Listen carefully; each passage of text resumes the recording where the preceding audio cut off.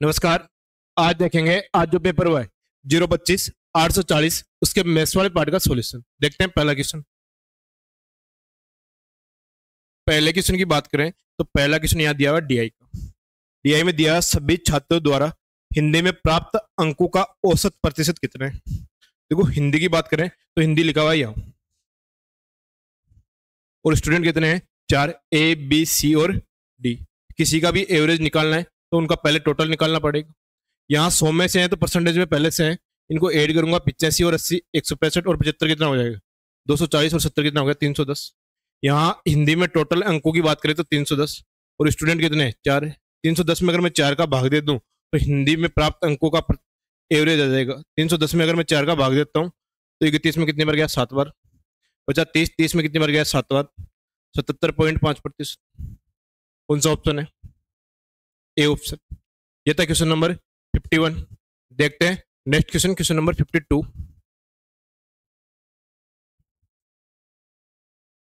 Question number 52 की बात करें तो ज्योमेट्री का क्वेश्चन है, और दिया हुआ है एम त्रिभुज एक्स वाई जेड का अंतःकेंद्र है। यदि कोण वाई एक्स जेड प्लस कोण वाई एम जेड 150 डिग्री हो तो कोण वाई एक्स जेड का मान क्या होगा। देखो ज्योमेट्री में कॉन्सेप्ट पढ़ा था ट्राइंगल में, एक्स वाई जेड ये ट्राइंगल है, इसमें एम अंतःकेंद्र है। एम अंतःकेंद्र है। देखो एम अंतःकेंद्र होता है तो उसमें एक रिलेशन लिखवाया था मैंने। अगर वाई एक्स जेड थीटा है तो ये वाला एंगल क्या होगा? 90 plus theta by 2। 90 plus theta by 2। और ये कब होता है? जब एम क्या हो? इन सेंटर हो। ये कॉन्सेप्ट ज्योमेट्री में लिखवाया था। अब यहां देखो दे रखा है कोण वाई एक्स जेड और कोण वाई एम जेड, इनका योग दे रखा है 150 डिग्री। वाई एक्स जेड कितना माना? थीटा। वाई एम जेड कितना है? 90 प्लस थीटा बाई 2। इसके बराबर कितना दे दिया? 150 डिग्री। देखो 150 और 90 का डिफरेंस लेंगे तो 60 डिग्री आ जाएगी। थीटा और थीटा बाई 2 को अगर मैं ऐड करूंगा तो 3 थीटा बाई 2 आ जाएगी। तो 3 से काटूंगा तो कितनी बार गया? 20 बार। और थीटा की बात करें तो 20 का डबल कितना आ जाएगा? 40 डिग्री। अब थीटा की वैल्यू 40 डिग्री आई है, और थीटा है यहाँ क्या? Y X Z. तो कोण वाई एक्स जेड का मान कितना आ गया? 40 डिग्री। और क्वेश्चन में क्या पूछा है? कोण वाई एक्स जेड का मान नहीं पूछा है। तो कौन सा ऑप्शन था? C option. तो इस क्वेश्चन का आंसर देने के लिए आपको ये कॉन्सेप्ट पता होना चाहिए था। ये था क्वेश्चन नंबर 52। देखते हैं next question, question number 53।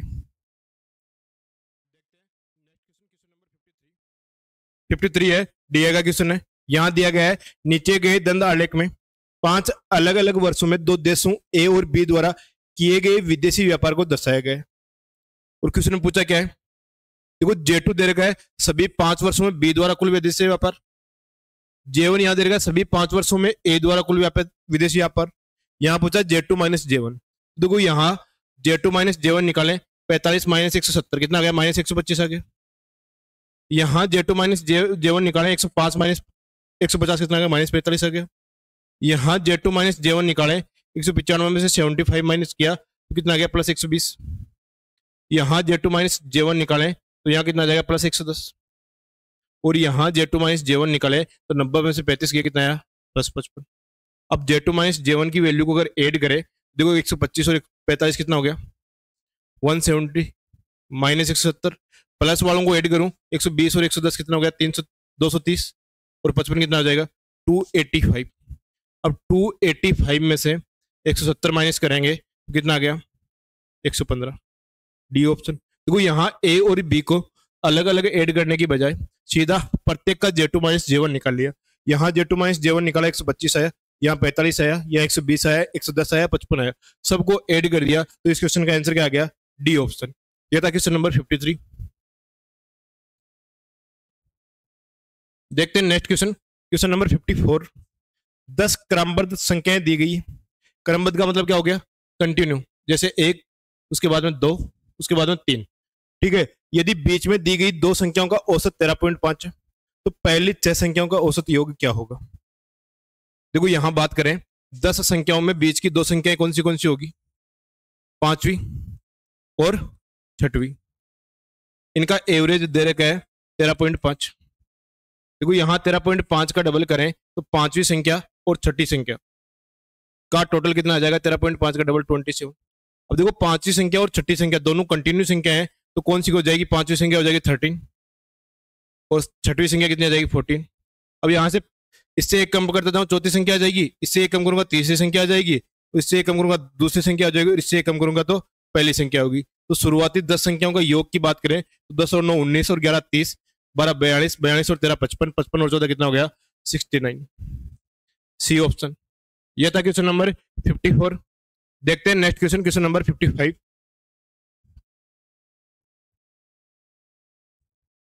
Question number 55 की बात करें, छात्र ए को छात्र बी से 25 अंक अधिक मिले, यानी ए और बी का डिफरेंस दे रखा है 25 अंक। ठीक है, आगे दिया हुआ ए के अंक उन दोनों के अंकों के योग का 60%। देखो दोनों का टोटल हमेशा कितना होता है, 100% होता है। तो ए को 60 मिल रहा है और ए प्लस बी को कितना मिलेगा, हमेशा टोटल 100% होता है, तो 60/100। अब यहां से मैं अनुपात निकालूं तो 3 और 5। अब देखो टोटल 5 था, उसमें से ए को 3 मिल गया, तो बी को कितना मिलेगा, 2 मिलेगा।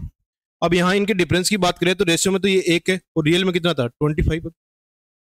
अब जिसका अंक पूछा है उससे मल्टीप्लाई कर दो। यहाँ क्या पूछा है, ए और बी द्वारा अलग अलग, तो दोनों का पूछा है। ए का मान 25 है तो ए का कितना हो जाएगा 3 × 25 75, और बी का पूछा है तो 2 × 25 कितना हो जाएगा 50।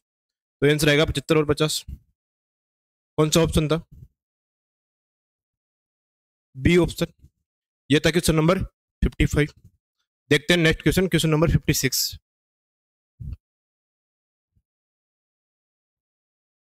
क्वेश्चन नंबर 56 की बात करें तो एक दुकानदार एक मेज को 20% के बट्टे पर बेचता है और 30% का लाभ अर्जित करता है। देखो इस लाइन को सोल्व करें तो देखो एमआरपी पर बट्टा देने के बाद जो मूल्य आता है वो आता है सेलिंग प्राइस। क्या आता है, सेलिंग प्राइस। तो 20% का बट्टा दे रहा मतलब 1/5।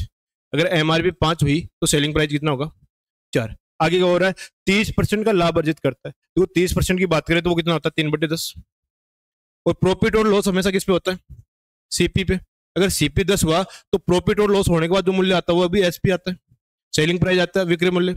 10 से कितना हो जाएगा 13। देखो ये भी एसपी ये भी एसपी, दोनों बराबर होने चाहिए। तो यहाँ मैं 4 को 13 से मल्टीप्लाई कर दूं और 13 को 4 से मल्टीप्लाई कर दूं, 13 चौका 52, 13 चौका 52। तो यहाँ भी 13 से मल्टीप्लाई करना पड़ेगा और यहाँ भी किससे मल्टीप्लाई करना पड़ेगा 4।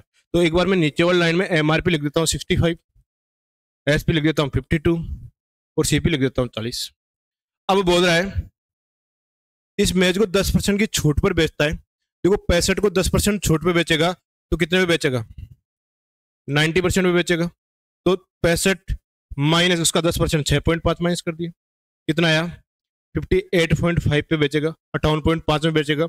40 रुपए की वस्तु को अगर 58.5 में बेचेगा तो कितने का प्रॉफिट हो गया 18.5 का। कितने पे 40 पे इंटू 100। देखो पॉइंट हटाएंगे 1 0 कैंसिल हो जाएगा, पॉइंट हटाएंगे 1 0 कैंसिल हो जाएगा।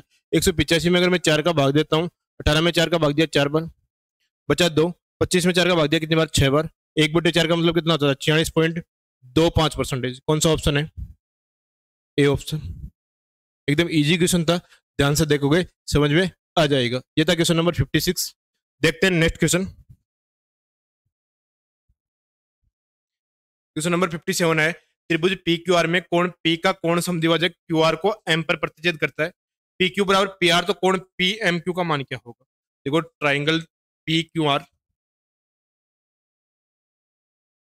पी का कोण समद्विभाजक क्यू आर को एम पे समद्विभाजित करता है। अब देखो कोण समद्विभाजक आगे दिया हुआ है पी क्यू बराबर पी आर। अब जिस त्रिभुज की दो भुजाएं बराबर है वो कौन सा होता है, आइसोस्केलस ट्राइंगल। कौन सा, आइसोस्केलस ट्राइंगल, समद्विबाहु त्रिभुज। देखो समद्विबाहु त्रिभुज में कोण समद्विभाजक और परपेंडिकुलर सारे एक ही लाइन पे होते हैं। तो ये परपेंडिकुलर है तो कितने डिग्री का एंगल हो जाएगा 90 डिग्री। यहाँ पूछा क्या है, कोण पी एम क्यू। कोण पी एम क्यू की बात करें तो एंगल कितना आ गया 90 डिग्री। कौन सा ऑप्शन है, डी ऑप्शन। ये था क्वेश्चन नंबर 57। देखते हैं नेक्स्ट क्वेश्चन, क्वेश्चन नंबर 58। देखते हैं next question, question number 58 D का क्वेश्चन है। P1 बराबर ए द्वारा बेचे गए छिलकों की कुल संख्या, P2 बराबर बी द्वारा बेचे गए छिलकों की संख्या पूछा है P1/P2, यानी ए और बी का टोटल निकालना है और A/B करना है। इसका मतलब ये है, देखो ए को जोड़े तो 5 और 5 10, लास्ट में कितना आएगा 0 आएगा। बचा 1, 20 और 1 21 और 19 40, 57 और 16 73 और 15 कितना हो गया 880। एक का टोटल 880 आ गया। बी के टोटल की बात करें, बी की टोटल की बात करें तो 5 और 5 कितना हो जाएगा 10, लास्ट में 0 आएगा। बचा कितना 1, और 1 को ऐड करता हूँ 15 1 16, 16 और 16 32, 21 53 और 18 71, 71 और 17 कितना हो गया 88। यानी ए और बी बराबर है, बराबर संख्या में बराबर संख्या का भाग देते हैं तो आंसर कितना आता है 1। कौन सा ऑप्शन है, डी ऑप्शन। यह था क्वेश्चन नंबर 58। देखते हैं next question, question number 59। Question number 59 की बात करें तो यहां दिया वार्षिक चक्रवर्ती ब्याज के किस दर पर RS 1000 रुपए की राशि 2 वर्षों में 1060.90 हो जाता है। देखो यहां मैं प्रिंसिपल और अमाउंट की बात करूं, ये 1000 है और अमाउंट कितना है 1060.9 लिख रहा हूं, जीरो का कोई मतलब है नहीं, तो इस पॉइंट को हटाऊंगा तो ये एक जीरो यहां लग जाएगा। ठीक है, तो देखो 2 साल है तो मैं इसका रूट ले लेता हूं। ठीक है, 10,000 का रूट कितना हो गया 100, और इसका रूट कितना हो जाएगा 103। ठीक है, अब 100 प्रिंसिपल था, अमाउंट 103 हो गया, तो रेट यहां से कितनी आ गई 3%। कौन सा ऑप्शन है, डी ऑप्शन। ये था क्वेश्चन नंबर 59। देखते हैं next question, question number 60। Question number 60 की बात करें, 25 मीटर लंबी सीढ़ी का जो पांव इमारत के आधार से 7 मीटर दूर है। देखो सीढ़ी के लिए मैंने बताया था कि सीढ़ी में से क्या होती है, कर्ण होती है। ये 25 है, ठीक है, इमारत के आधार से 7 मीटर दूर है, तो ये 7 है, तो हाइट कितनी हो जाएगी 24, क्योंकि 7 24 25 तीनों राइट एंगल ट्राइंगल की साइड्स होती है, तो इसमें से 7 और 25 दिया हुआ है, तो तीसरी साइड कितनी हो जाएगी 24, ये 90 डिग्री हो गया। अब क्या बोल रहे हैं कि यह सीढ़ी का शीर्ष 4 मीटर नीचे फिसल जाता है। देखो पहले 24 मीटर पर था, तो यहां नीचे फिसल जाएगा, तो ये आगे चला जाएगा, आगे चला जाएगा, तो ये देखो ये 20 हो गया। अब सीढ़ी की लंबाई तो सेम ही रहेगी, तो ये कितनी सीढ़ी की लंबाई कितनी है 25। अब 90 के सामने ये करण है, एक साइड 20 है, तो 25 20, तो तीसरी साइड कितनी होती है 15। क्यों कि राइट एंगल ट्राइंगल की तीनों साइड किस अनुपात में होती है 3 4 5। ठीक है, इसमें से एक 25 है, एक 20 है, तो तीसरी कितनी बच गई 15 बच गई। अब देखो इमारत के आधार से वो कितनी दूरी पे होगी 15 पे होगी, पहले कितने पे थी 7 पे थी, तो कितनी आगे खिसक गई 8 मीटर आगे खिसक गई, 8 मीटर आगे खिसक गई, ये 15 मीटर है। कौन सा ऑप्शन है, डी ऑप्शन है। ये था क्वेश्चन नंबर 16। देखते हैं नेक्स्ट क्वेश्चन, क्वेश्चन नंबर 61।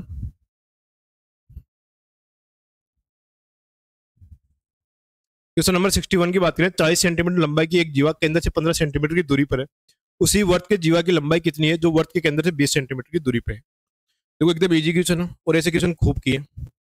ये सेंटर है, इससे 15 सेंटीमीटर दूर है, और जीवा की लंबाई कितनी है 40 सेंटीमीटर। देखो सेंटर से जो परपेंडिकुलर जीवा पे डालते हैं, जीवा को 2 बराबर भागों में डिवाइड करता है 20 20, तो एक 20 एक 15, तो 90 के सामने क्या होगा करण होगा। ये रेडियस कितनी आ गई 25 आ गई। अब रेडियस 25 आ गई, तो ये पूछ रहा है 20 सेंटीमीटर दूर, ये मान लो ये 20 सेंटीमीटर दूर जीवा की लंबाई क्या होगी। देखो यहाँ रेडियस तो 25 ही रहेगी, ये 25 हो गया, ये 20 हो गया, तो ये कितना बच जाएगा 15। और सेंटर से सामने वाली जीवा पे डाला गया परपेंडिकुलर उसके 2 बराबर भागों में डिवाइड करता है, तो ये 15, तो ये भी कितना हो जाएगा 15, तो इस जीवा की लंबाई कितनी होगी 30 सेंटीमीटर। कौन सा ऑप्शन है, सी ऑप्शन। ये था क्वेश्चन नंबर 61। देखते हैं next question, question number 62। Question number 62 की बात करें, ए और बी की आय 4:5 के अनुपात में और उनका वे 5:4 के अनुपात में, लिखते जाओ। देखो यहां लिख लो ए और बी, यहां लिख लो इनकम जिससे पता रहे, और यहां लिख लो एक्सपेंडिचर। इनका अनुपात है 4:5, यहाँ है 5 और 4। ठीक है, और इनकी सेविंग की बात करें तो ए की सेविंग दे रही है 6,000 रुपए की, और बी की दे रही है 12,000 की। एक मेथड मैंने क्रॉस मेथड वाला करवाया था रेशियो प्रोपोर्शन में, तो ए की आय याद करो। देखो यहाँ क्रॉस मल्टीप्लाई करना, 4 चौका 16, 5 इंटू 25, ये 25 हो गया, ये कितना हो गया 16, और इनके डिफरेंस की बात करें तो वो कितना हो गया 9 हो गया। यहाँ क्रॉस मल्टीप्लाई करें 12 पंजो 60,000, 24,000, 60,000 माइनस 24,000 कितना हो गया 36,000 हो गया। 9 का मान 36,000 है, तो यहाँ से एक की वैल्यू कितनी आ गई 4,000 आ गई। अब एक की वैल्यू 4,000 आ गई, तो यहाँ पूछा एक की आय, एक की आय कितनी है 4 है क्या, तो 4 का मान कितना आ जाएगा 16,000। कौन सा ऑप्शन है, डी ऑप्शन। ये था क्वेश्चन नंबर 62। देखते हैं next question, question number 63। Question number 63 की बात करें, ए बी और सी मिलकर एक कार्य को 20 दिनों में पूरा कर सकते हैं। ए अकेला 40 दिनों में काम खत्म कर सकता है। बी और सी मिलकर कार्य का कितना भाग एक दिन में। जो देखो एक दिन का कार्य होता है वो क्या होता है, उनकी एफिशिएंसी होती है। उनकी एफिशिएंसी होती है, तो यहाँ ए बी सी तीनों मिलकर किसी काम को 20 दिन में पूरा कर रहे हैं। यहाँ ए अकेला किसी काम को 40 दिन में कर रहा है। इनके एलसीएम की बात करें तो 40 आ जाएगा। तो एलसीएम जो टोटल वर्क है, यहाँ तीनों की एफिशिएंसी हो गई 2, 40 में 20 का भाग दे दिया। यहाँ ए की एफिशिएंसी कितनी आ गई, 1। तो यहाँ मैं बी और सी की एफिशिएंसी की बात करूं तो टोटल काम 2 हो रहा है, उसमें से ए एक काम कर रहा है। तो बी और सी का काम कितना बच गया, 1। और टोटल काम कितना था, 40। तो 1/40 भाग किसकी एफिशिएंसी है, बी और सी की। कौन सा ऑप्शन है, सी ऑप्शन। ये था क्वेश्चन नंबर 63। देखते हैं next question, question number 64। Question number 64 की बात करें तो बोर्ड मास का क्वेश्चन है, 3126 भाग 4 ओ 521 प्लस 5 गुणा 3 का मान क्या होगा। क्योंकि यहाँ कोई ब्रैकेट नहीं है तो सबसे पहले ओप को सोल्व करेंगे। 521 इंटू 4, तो यहाँ 3126 और इस बट्टे में लिख देता 521/4। मल्टीप्लाई करने के बजाय मैं मल्टीप्लाई में लिख देता 521/4। आगे लिखा है प्लस 5 इंटू 3, प्लस के बाद में क्वेश्चन अलग हो जाता है। 5 इंटू 3 कितना हो गया, 15। देखो 521 के 6 गुणे की बात करती है, ऊपर लिखा हुआ है, और 6 में 4 के भाग दे तो 3/2, और 3/2 को क्या लिखते हैं 1.5 प्लस 15 कितना आ गया 16.5। कौन सा ऑप्शन है, बी ऑप्शन। ये था क्वेश्चन नंबर 64। देखते हैं नेक्स्ट क्वेश्चन, क्वेश्चन नंबर 65।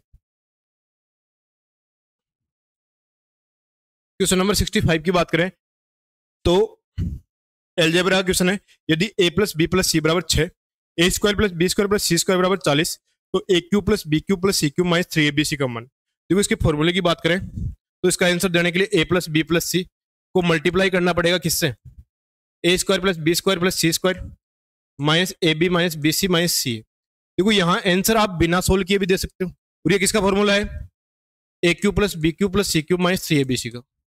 ठीक है, यहाँ किसी संख्या को a plus B plus C से मल्टीप्लाई कर रहे हैं और इसका मान कितना है 6, यानी इस अगली वाली टर्म को 6 से मल्टीप्लाई करेंगे, मतलब पूरा जो आंसर आएगा उसमें 6 का भाग जरूर जरूर जाएगा। अब 6 का भाग जाने के लिए सबसे पहले तो संख्या होनी चाहिए इवन, इवन तो चारों है, और साथ में 3 का भाग जाना चाहिए। क्योंकि यहाँ डिजिट सम में 3 के भाग की बात करें तो 2 2 4 और 1 5, 3 का भाग नहीं जा रहा। 6 और 2 8 में 3 का भाग नहीं जा रहा। 4 और 3 7 में 8 का 3 का भाग नहीं जा रहा। तो 5 और 2 7, 7 और 2 9, 9 में 3 का भाग जा रहा है, इसमें 6 का भाग जा रहा है। इसका मतलब ऑप्शन क्या आ जाएगा, सी ऑप्शन। ये तो था बिना सोल्व के आंसर। अगर आप सोल्व करोगे तो देखो यहां मान दे रखा है A square plus B square का, तो 6 इंटू 40 माइनस मान किसका चाहिए, ए बी बी सी सी है, ये आता है A plus B plus C का स्क्वायर। जब मैं करूं तो क्या होता है, A square plus B square plus C square plus 2 into A B plus B C plus C है। अभी यहाँ a plus B plus C का मान दे रखा 6, 6 का स्क्वायर कितना हो जाएगा 36। यहाँ दे रखा 40 plus 2 into A B plus B C plus C है यहाँ। ठीक है, अब 36 में 40 के कितना है -4, और इसमें 2 का भाग दूंगा कितना आ जाएगा -2, कितना आ जाएगा -2। तो A B plus B C plus C की जगह कितना रखना है -2 रखना है। देखो माइनस पहले से माइनस माइनस क्या हो जाएगा +2, 40 + 2, 6 इंटू 42 की बात करें, इसको सोल्व करेंगे तो कितना आ जाएगा 252। बेसिक से सोल्व करोगे तो भी आंसर सी आना है, अगर 6 के मल्टीपल से करोगे तो भी आंसर क्या आना है, सी। ये था क्वेश्चन नंबर 65। नेक्स्ट क्वेश्चन है क्वेश्चन नंबर 66। एकदम इजी क्वेश्चन अलजेब्रा का। k + 1/k स्क्वायर बराबर कितना आ गया 9 आ गया। यहां मैं रूट करूं तो k + 1/k बराबर कितना आ गया 3 आ गया। अब जब k + 1/k बराबर 3 है तो k³ + 1/1 k³ क्या होता है, यहां मैं बराबर p मानूं तो क्या होता है p³ - 3p होता है। अब यहाँ p की जगह कितना रखा हुआ 3 है, तो 3 का क्यूब - 3 × 3, 3 का क्यूब 27, 27 में से 9 गया कितना आ गया 18। कौन सा ऑप्शन है, सी ऑप्शन। ये था क्वेश्चन नंबर 66। देखते हैं next question, question number 67। Question number 67 की बात करें तो यहां दिया हुआ cosec b = 3/2, cot b sine b का मान क्या होगा। देखो कोट b को अगर साइन कोस में चेंज करूं तो कोस बटे साइन हो जाएगा क्या, ठीक है, इंटू साइन b। देखो साइन बी से साइन बी कैंसिल हो गया, कोसेक बी बराबर 3/2। कोसेक बी क्या होता है, हाइपोटेनस बट्टे में परपेंडिकुलर होता है, तो हाइपोटेनस 3 है, परपेंडिकुलर 2 है, तो बेस की बात करूं, बेस की बात करूं तो बेस क्या होगा, 3 का स्क्वायर माइनस 2 का स्क्वायर, कितना आ जाएगा 9 माइनस 4 √5 आ जाएगा। अब कोस बी की बात करें तो वो क्या होता है, बेस अपॉन हाइपोटेनस, और बेस अपॉन हाइपोटेनस होता है तो बेस तो आ गया √5, और हाइपोटेनस की बात करें तो वो कितना है 3 है, तो √5/3, √5/3। कौन सा ऑप्शन है, बी ऑप्शन। ये था क्वेश्चन नंबर 67। देखते हैं next question, question number 68। Question number 68 की बात करें तो एक गोले की त्रिज्या 3.5 सेंटीमीटर है, गोले का कुल पृष्ठीय क्षेत्रफल। देखो इससे इजी क्वेश्चन नहीं हो सकता, क्योंकि इसमें सिर्फ आपको फॉर्मूला याद करना था, टोटल सरफेस एरिया 4πr²। अब ये तो आपको याद करना ही पड़ेगा। अभी मैं बात करूं 4 × 22/7, आर का मान दे देगा 3.5, तो मैं 3.5 × 3.5 लिख रहा हूँ। देखो 7 का भाग देंगे 0.5 बार, ठीक है। अब 22 के आधे की बात करें तो वो कितना आता है 11, तो 3.5 × 4 की बात करें तो 14, और 14 × 11 की बात करें तो वो कितना आ जाएगा 154 सेंटीमीटर स्क्वायर, 154 सेंटीमीटर स्क्वायर। कौन सा ऑप्शन है, बी ऑप्शन। ये था क्वेश्चन नंबर 68। देखते हैं next question, question number 69। Question number 69 की बात करें तो यहां दिया हुआ है एक व्यापारी 3,000 रुपए प्रति वस्तु के हिसाब से 2 वस्तुएं खरीदता है, बेचते समय वे एक पर 10% का लाभ कमाता है और दूसरे पर 20% की हानि, तो उसका कुल हानि प्रतिशत ज्ञात कीजिए। तो कुल हानि प्रतिशत ज्ञात करना है तो कुल सीपी ज्ञात करना पड़ेगा, और कुल सीपी की बात करें 3,000 की कितनी वस्तुएं हैं, 2 वस्तुएं, तो 6,000। अब यहां लॉस की बात करें तो पहली कंडीशन में तो प्रॉफिट हो रहा है, अब 3,000 का 10% क्या हो रहा है, प्रॉफिट हो रहा है, और 20% क्या हो रहा है, लॉस। मतलब ओवरऑल कितने परसेंट का लॉस होगा, 10% का। और 3,000 के 10% की बात करें तो कितने का लॉस हुआ, 300 का। अब 300 का लॉस हुआ और टोटल कितने रुपए पे, 6,000 पे। अब यहां मैं सोल्व करूं तो 1/20 आ गया, और 1/20 की परसेंटेज वैल्यू की बात करें तो कितनी आ जाएगी, 5%। कौन सा ऑप्शन है, बी ऑप्शन। ये था क्वेश्चन नंबर 69। देखते हैं next question, question number 70। Question number 70 की बात करें तो यहां दिया हुआ है एक आदमी ट्रेन में एक निश्चित दूरी 50 किलोमीटर पर आवर की चाल से तय करता है, उतनी ही दूरी 10 किलोमीटर पर आवर की चाल से वापस आता है। यदि पूरी यात्रा में 12 घंटे लगते हैं तो ट्रेन द्वारा तय की गई दूरी। देखो एक बहुत ही popular formula, distance formula, S1 × S2। नीचे S1 + S2 कब लेते हैं, जब समय का टोटल दे रखा हो, तो यहाँ T1 + T2। अगर यहाँ समय का डिफरेंस दे रखा तो यहाँ क्या लेते हैं, S1 - S2। अब यहाँ में स्पीड दे रखी है 50 और 10, तो 50 × 10। इनके टोटल की बात करें 50 और 10 60, और समय के टोटल की बात करें तो 12। 12 का भाग दिया कितनी बार गया, 5 बार। 5 का भाग दिया कितनी बार गया, 10। 10 × 10 कितना हो गया, 100 किलोमीटर। डिस्टेंस कितनी आ गई, 100 किलोमीटर। अब पूछा क्या है, ट्रेन द्वारा तय की गई दूरी कितना आया, 100 किलोमीटर आ गया। कौन सा ऑप्शन था, सी ऑप्शन। यह था क्वेश्चन नंबर 70। देखते हैं next question, question number 71।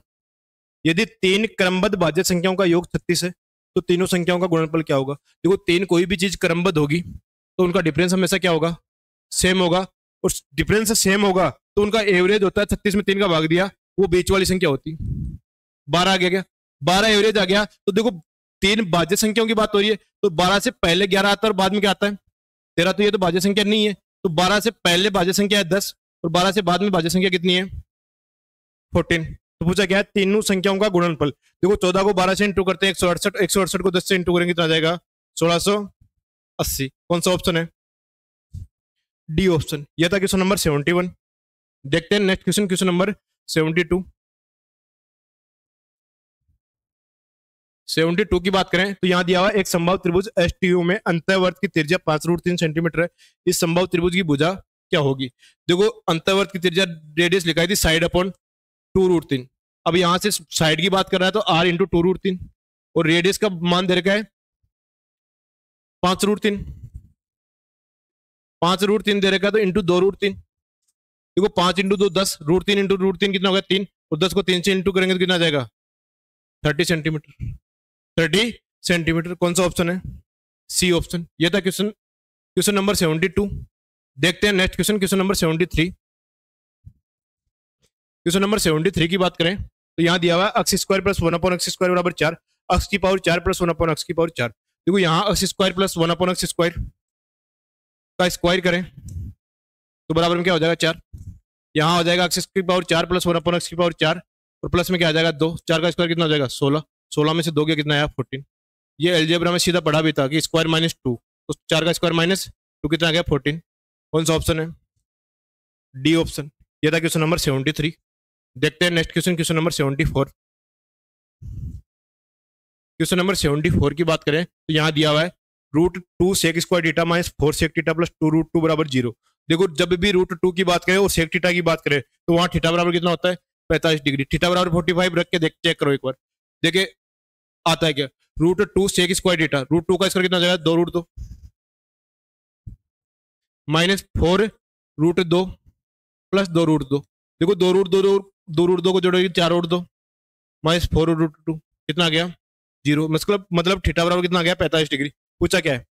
Sign square theta plus ten square theta. Sine 45 की वैल्यू 1/√2 का स्क्वायर और टेन थीटा की वैल्यू 1 का स्क्वायर, तो 1 प्लस 1/2 और 1 और 1/2 को जोड़ते कितना आता है 3/2। कौन सा ऑप्शन है? B option. या फिर क्वाड्रिक इक्वेशन को सोल्व करके भी कर सकते थे, लेकिन ये वाला तरीका सही रहेगा कि जब भी सेक और कोसेक में आपको √2 दिखे तो वहां क्या रखना है थीटा बराबर 45 डिग्री रख के चेक कर लेना है और आंसर क्या आएगा 3/2। ये था क्वेश्चन नंबर 74। अब देखते हैं आज के पेपर का लास्ट क्वेश्चन, क्वेश्चन नंबर 75। एकदम इजी क्वेश्चन है। क्या लिखवाया था? इस साइन ए बराबर कोस बी होता है, टेन ए बराबर कोट बी होता है और सेक ए बराबर कोसेक बी होता है। एक ही टर्म में तीनों चीज लिखवाई थी। और वो कब होता है? ऐसे सीधा नहीं होता है। वो कब होता है? जब a प्लस बी बराबर क्या हो 90 डिग्री। a प्लस बी बराबर कितना हो 90 डिग्री। अब यहाँ 62 और 28 का योग करें तो 90 डिग्री ये बराबर है, बराबर संख्या में बराबर संख्या का भाग देंगे, एक आएगा 3 प्लस माइनस 3 माइनस 10 और कोट बराबर होते हैं जब 90 हो, तो 3 माइनस 2, तो 3 में से 2 जाएगा, कितना जाएगा 1। ये था क्वेश्चन नंबर 75। ठीक है, ये था 025 840 के मैथ्स वाले पार्ट का सॉल्यूशन। ठीक है, आज के लिए इतना ही।